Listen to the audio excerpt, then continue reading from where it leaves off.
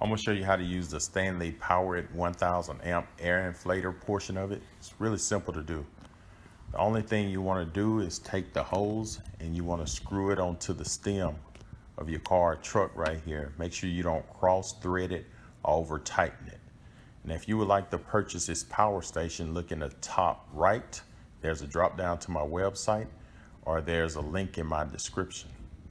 But once you get it threaded on, like I said, don't over tighten it. You want to come here and you want to hit the compressor portion here on the left hand side.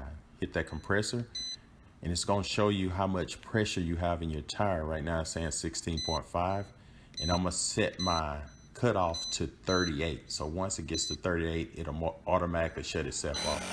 Now hit the compressor again to start. And as you can hear, it's running right now. And it took about 13 minutes to put 20 PSI into my tire. But that's not too bad compared to other compressors out there. So I'm gonna fast forward it a little bit.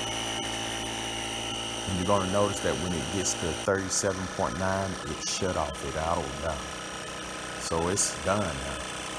So the only thing you need to do is just push the compressor button again and it'll completely shut it off.